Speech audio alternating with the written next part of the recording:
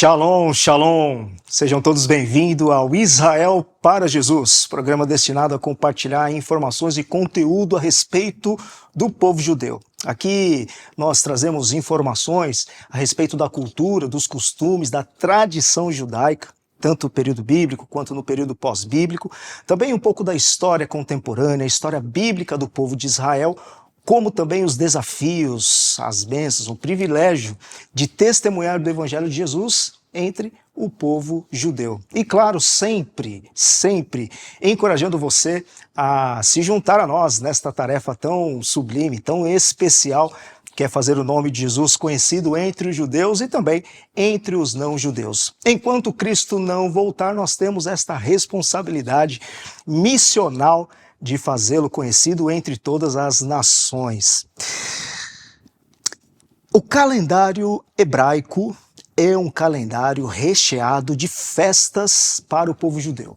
Nós temos diversas festas bíblicas que Deus deu para o povo de Israel celebrar, que eles fazem essas festas até hoje, eles celebram estas festas até os dias de hoje, em qualquer lugar do mundo, os judeus seguem celebrando as festas que Deus deu a eles ainda no período bíblico, como também eles incorporaram ao longo da sua trajetória, da sua história, diversas outras festas que não são necessariamente bíblicas, mas que fazem parte aí da cultura dos costumes judaicos. Então o calendário hebraico ele é repleto de festas, de celebrações. Mas a próxima data importante do calendário judaico não é necessariamente uma festa e não há grandes celebrações. Pelo contrário, é um período de lamento, de luto e de jejum.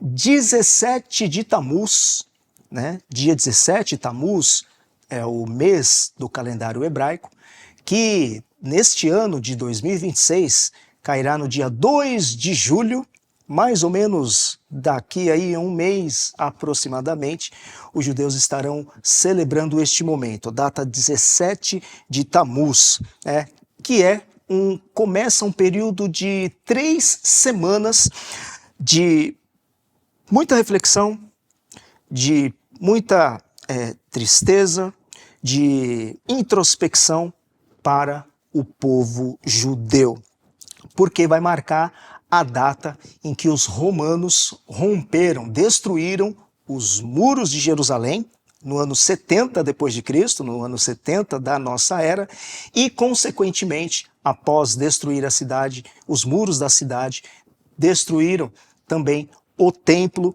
o segundo templo, no ano 70 da nossa era. Então, no programa de hoje, nós falaremos um pouquinho de cultura e costumes judaicos, porque nós veremos como que os judeus se comportam durante este período de introspecção, de jejum e de reflexão, e também um pouquinho de história. Vamos verificar aí um pouco da história do período pós-bíblico de Israel. Então o tema do programa de hoje é a destruição do templo de Jerusalém, e o lamento judaico. Mas antes de nós começarmos, eu quero apresentar para vocês aqui duas literaturas bem interessantes que eu recomendo que você tenha aí na sua biblioteca, aí na sua estante, não para decoração, mas para leitura. A primeira delas é Respondendo Objeções Judaicas contra Jesus. Tem o volume 1, que é tratado a respeito de histórias, mais uma questão de um contexto histórico, e o volume 2, que trata a respeito de objeções teológicas. O que você vai encontrar aqui nesta obra? Primeiro, que ela foi escrita por um judeu messiânico, um judeu crente no Senhor Jesus, que teve a sua vida transformada, e ele vai responder às principais objeções levantadas pelos judeus ao longo dos tempos contra Jesus e contra o cristianismo, contra a igreja. Então, com muita sabedoria à luz da Bíblia e também fazendo uso de fontes judaicas, ele vai refutando estas objeções. É um livro apologético, mas também um livro que você pode ter para o preparo dos seus estudos, seja escola bíblica, seja também para uma pregação, porque aqui também vai trazer questões teológicas. Por exemplo, uma das objeções dos judeus é em relação à triunidade, à trindade, né? Então ele vai dar respostas de que sim, Deus são três pessoas, né? Mas apenas há um Deus, né? A objeção judaica é: nós não cremos em três deuses como vocês creem. E a resposta aqui é que nós não cremos em três deuses. Cremos apenas em um Deus, e ele vai dar as respostas, e tantas outras questões relacionadas às objeções serão respondidas neste livro, que você pode estar entrando em contato com o Instituto Tzadik, e pela editora da VAR você pode adquirir. E o segundo livro, ele está um pouco mais relacionado ao que nós veremos hoje, no programa de hoje, porque vai falar um pouquinho sobre a história do povo de Israel. Esse livro aqui também, da editora da VAR, o mínimo que você precisa saber sobre a história do povo judeu. Então é um livro fininho, e se você quiser também aí ter uma maior compreensão dos principais pontos aí da história do povo de Israel, este livro aqui vai te servir bem como uma leitura introdutória a este tema. E um pouquinho do que falaremos aqui no programa de hoje está também neste livro aqui. Muito bem. Eu estou com um pouquinho de pigarro, um pouquinho de tosse, então eu peço aí a sua paciência para alguns momentos em que eu possa aqui, né, tossir um pouquinho, mas vamos juntos aí no nosso programa de hoje. Quando nós abrimos as páginas do Novo Testamento, nós nos deparamos com Israel vivendo ali um momento de tensão, porque Israel não está num governo independente, não está com o seu próprio reinado, como em outros momentos, mas ele está subjugado pelo Império Romano, que controlava toda a Judéia ali naquele momento, naquele tempo. Então, uma vez que Israel não tinha ali o seu próprio governo, havia ali uma falsa paz que pairava ali. Havia momentos em que Israel está em momentos ali tranquilos, mas vira e mexe ali aparecia uma ou outra situação que causava ali uma tensão um pouco maior, né? Quando nós lemos ali as páginas do Novo Testamento, os evangelhos, sobretudo os evangelhos, a gente vai verificar que os impostos eram arrecadados, mas eles eram entregues para Roma. Então, Israel, o povo judeu, ali no período bíblico, sobretudo ali no período do Novo Testamento, eles estão sendo controlados pelos romanos.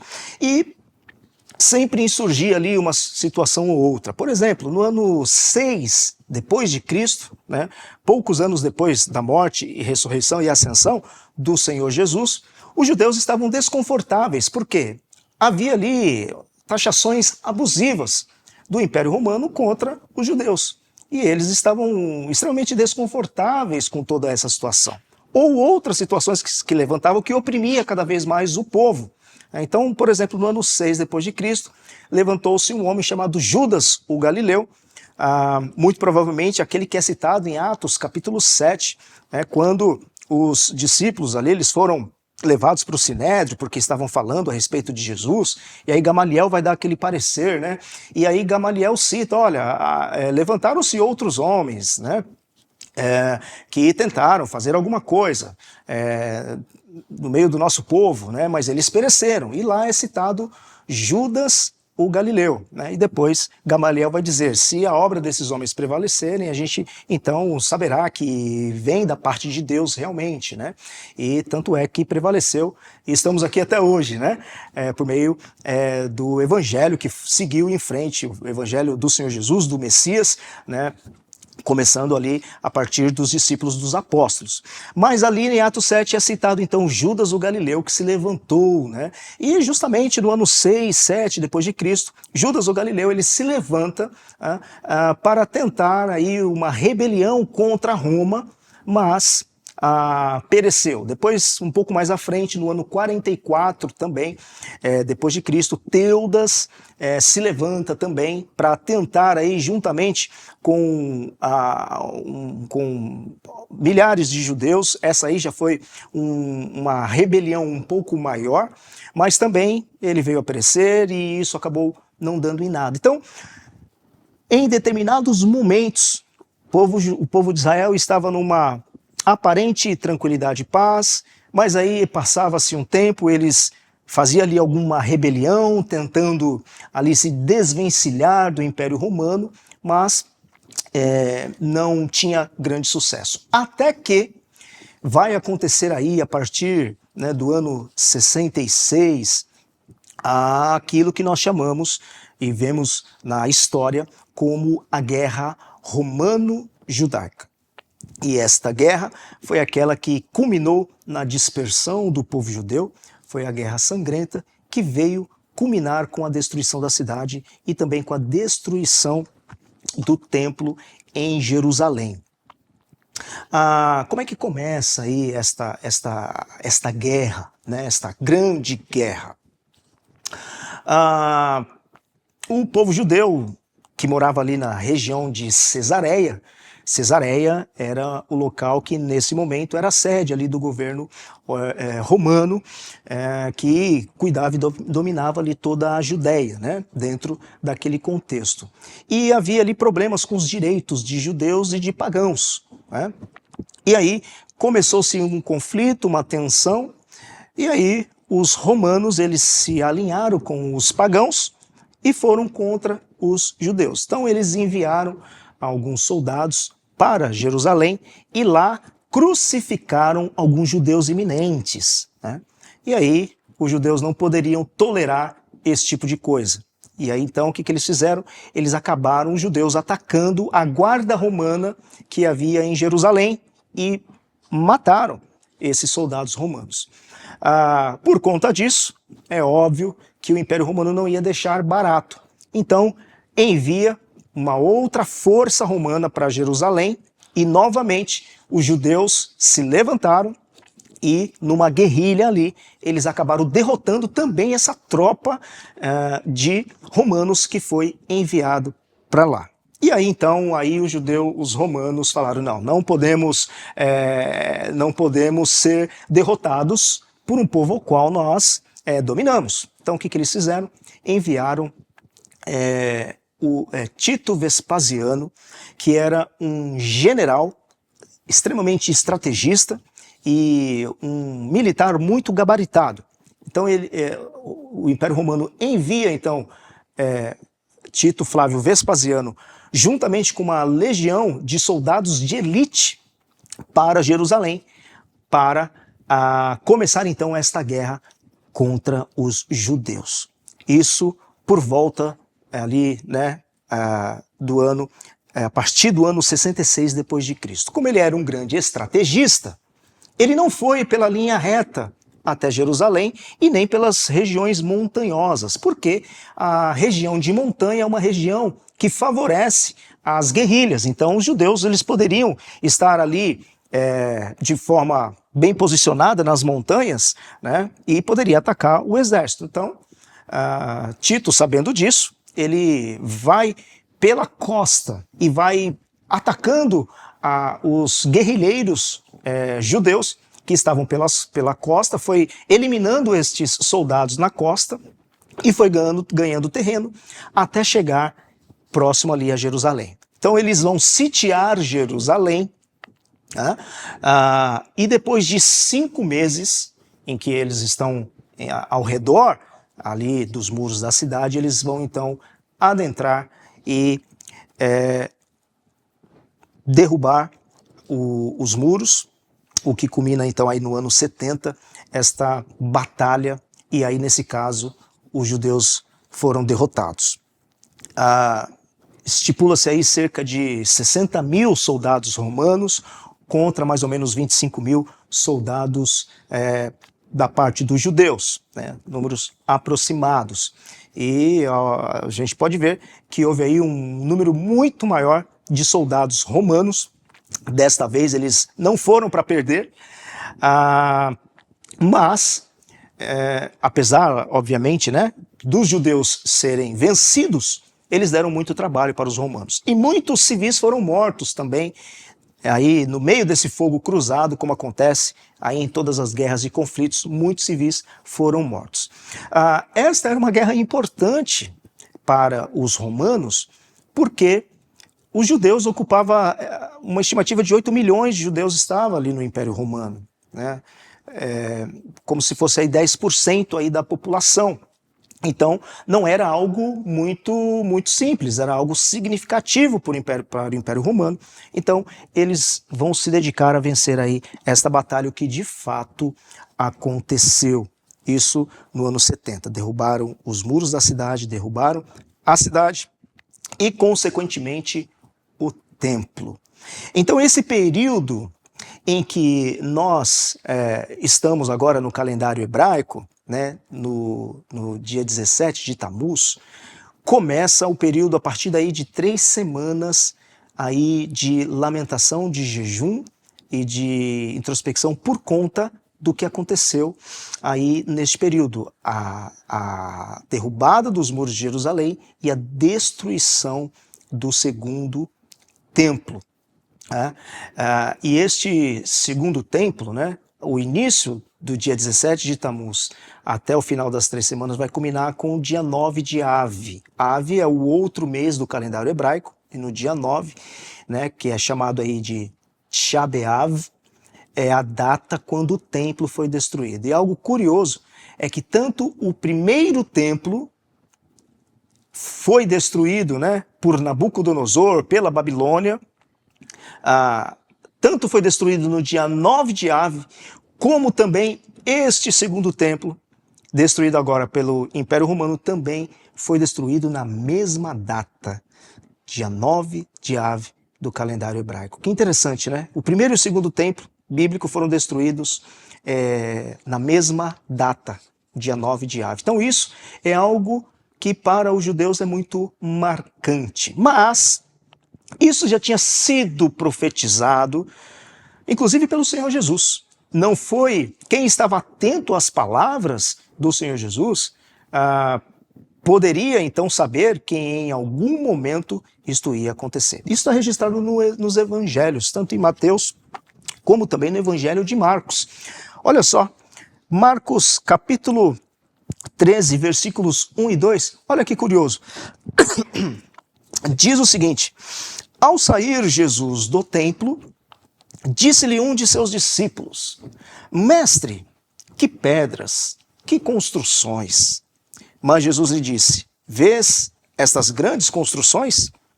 Não ficará pedra sobre pedra que não seja derribada. Jesus estava profetizando aqui a destruição do templo, do segundo templo. Os discípulos estavam encantados, né, com as construções, com as ampliações que Herodes tinha feito. Herodes tinha ampliado o templo. E ele fez isso no momento em que ele estava em paz, estava de bem com os judeus, né? Então, como um benefício, como um agrado, ele ampliou o templo em Jerusalém. E aí, a construção ali em pé, os discípulos estavam olhando e chamou Jesus: olha que coisa, que maravilha essas pedras, né? Que maravilha toda essa construção. E aí é como se Jesus olhasse para eles e dissesse: não ficará aqui pedra sobre pedra que não seja derribada. E isso de fato aconteceu e hoje os judeus lamentam por conta da destruição do templo. Como que os judeus se comportam então durante este período? Aí, onde eles estarão refletindo sobre a destruição do templo. É um período, então, onde festas geralmente não são realizadas, tá? E isso nós estamos falando de judeus religiosos. Os judeus que não são religiosos, que não seguem ali a cartilha da religião, não seguem os preceitos, muitos nem sabem que existe esta data.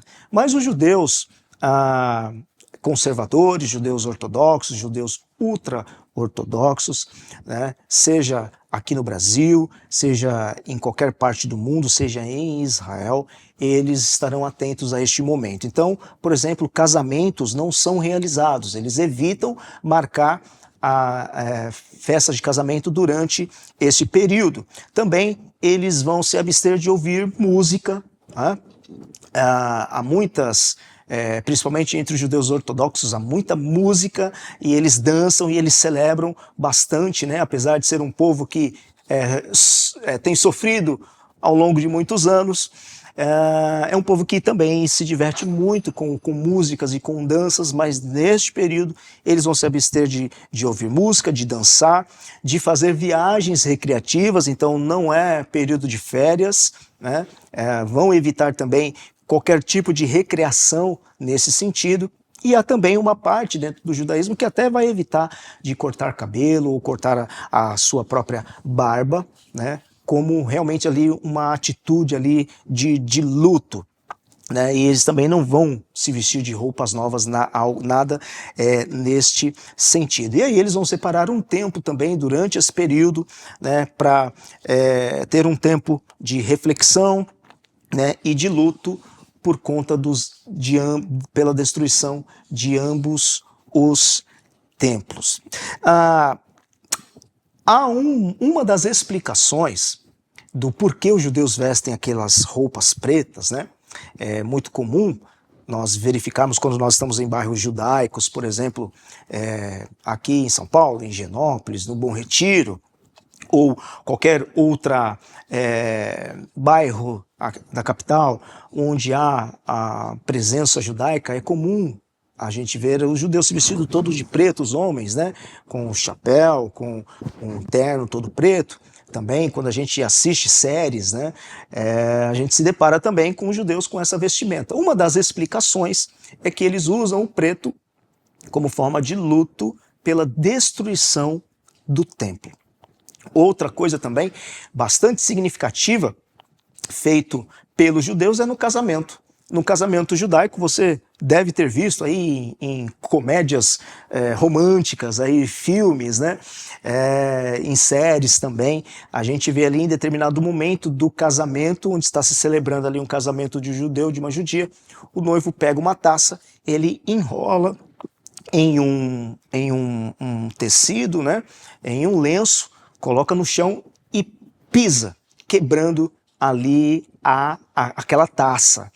Uma das explicações do por que o noivo faz isso no casamento, por que é uma tradição judaica do noivo fazer isso, quebrar uma taça durante o casamento, porque até neste momento de alegria, de festividade, onde uma nova família está sendo constituída aos olhos do Eterno, eles também estão se lembrando do Templo de Jerusalém. O templo era o lugar mais importante para o povo de Israel. É dito até o dia de hoje, né?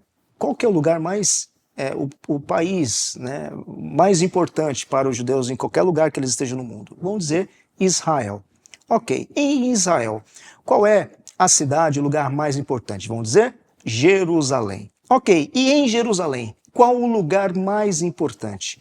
O local do templo. Hoje não existe mais, hoje tem ali o Kotel, né, o Muro das Lamentações, que é o mais próximo do templo, o lugar hoje então mais importante. Mas o templo era justamente o local mais importante e significativo para o povo de Israel. E concluindo o nosso programa de hoje, tratando um pouquinho de história e de cultura do povo judeu. Esse é um momento, é um período que nós podemos utilizar aquilo que nós utilizamos no testemunho quando nós vamos anunciar Jesus para os judeus. A gente faz pontes para falar a respeito de Jesus, seja um símbolo judaico, seja um período festivo, a gente aproveita aquela situação, aquele momento que eles estão vivendo para conectar com a pessoa do Senhor Jesus. E esse momento, a gente tem aí uma excelente oportunidade de fazer essa conexão. Ao conversar com o judeu durante esse período, em que eles estão de luto, estão tristes pela destruição do templo, a gente pode fazer uma conexão com o Senhor Jesus. Uma delas é que a gente pode justamente remeter a isso. Falar assim, olha, você sabia que Yeshua, o Messias, ele já tinha dito que o templo seria destruído? Ele já sabia que tudo isso ia acontecer? Até também, né, trazendo essa questão da divindade do Messias, porque somente Deus pode antever as coisas que vão acontecer no futuro. Então, a gente pode fazer isso. Certamente ele não vai saber disso. Eu posso abrir o texto da Brit Hadashah, do Novo Testamento, e ler que Yeshua já havia previsto que o templo seria destruído? Uma outra forma também de falar de Jesus é utilizando-se das próprias escrituras do Antigo Testamento, da Bíblia hebraica, que é o que os judeus creem. Muitas vezes o judeu não vai admitir que você abra o Novo Testamento, porque ele não crê. Então vamos trabalhar naquilo que é comum entre nós, crentes no Senhor Jesus, e os judeus, que é o Antigo Testamento. E lá no Antigo Testamento, em 2 Daniel, não, né? Só tem um livro de Daniel. No livro de Daniel, no capítulo 9, no versículo 26, há ali um registro impressionante. Porque nesse verso está dito que o Messias, que nas nossas Bíblias, né, vem a tradução o ungido, ele seria morto antes da destruição do templo. E que templo está sendo dito ali em Daniel? O segundo templo. Porque o primeiro, naquele momento que a profecia é dada para Daniel, por intermédio de Gabriel, quando ele traz essa revelação, o primeiro templo estava destruído pelos babilônicos, né, por Nabucodonosor. Então ali há a profecia de que o segundo templo seria destruído, e seria construído, e que ele seria também já destruído. Mas antes da destruição desse templo, que é o segundo, o ungido seria morto. O ungido, no hebraico, na Bíblia hebraica, em Daniel, lá no hebraico, é Mashiach. E Mashiach é a mesma coisa que Messias, que no grego é Christos, que nas nossas versões traz como ungido. Então ele vai ler lá. Se a gente colocar o judeu para ler Daniel capítulo 9, versículo 26, ele vai ler lá em hebraico que o Mashiach, o Messias, deveria ser morto antes da destruição do segundo templo. Tem muitos judeus que não sabem disso. E é extremamente revelador. Então, a destruição do segundo templo está intimamente ligada com a vinda do Messias. Ele viria antes disso tudo acontecer. Então, durante este momento que está se aproximando, a gente pode utilizar esta realidade para o povo judeu para falar a respeito do Messias. Olha, o Messias já apareceu para o povo de Israel. Vamos procurar saber quem é ele? E aí a gente vai trabalhando as profecias messiânicas e, com amor, vamos mostrando que elas se cumpriram na pessoa do Senhor Jesus. Hoje não tem mais templo. Será que será que Deus deixou o povo de Israel sem perdão de pecados? Porque os pecados eles eram expiados somente no templo. A festa de Yom Kippur era a festa em que o sumo sacerdote adentrava no Santo dos Santos. Somente ele poderia adentrar lá, e ele faria primeiro o sacrifício por si, e depois para todo o povo, para perdão dos pecados. Os animais eles eram levados ali, os judeus levavam para que pudesse ser expiados os seus pecados, os pecados da nação de Israel. Era assim que os pecados eram expiados. E o texto bíblico da Bíblia hebraica diz que nenhum sacrifício poderia ser feito fora do templo, senão seria sacrifício de demônios. Ou seja, hoje os judeus não têm como fazer expiação de pecados, porque não tem mais templo. E aí também a gente tem essa grande oportunidade de dizer, será que o Eterno deixou vocês sem perdão de pecados? Absolutamente não. Porque o sacrifício definitivo foi feito do Messias, Yeshua.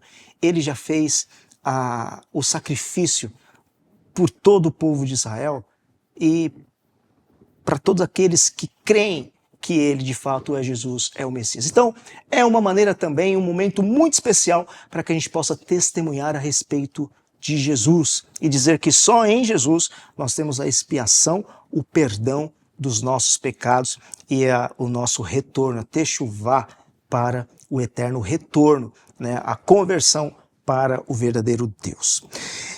Então esse foi o tema do nosso programa de hoje. Então você já sabe aí que no dia 2 de julho começa este período importante do calendário judaico, o momento onde os judeus estarão aí refletindo sobre este momento muito importante na história do povo de Israel, a destruição do segundo templo. Eu quero agradecer a você que esteve comigo aí durante este programa, apreciando um pouquinho aí a respeito da história, dos costumes, da cultura do povo judeu. E eu quero me despedir deixando para vocês um shalom, shalom de Deus para você, para toda a sua família. Um grande abraço e até o nosso próximo programa.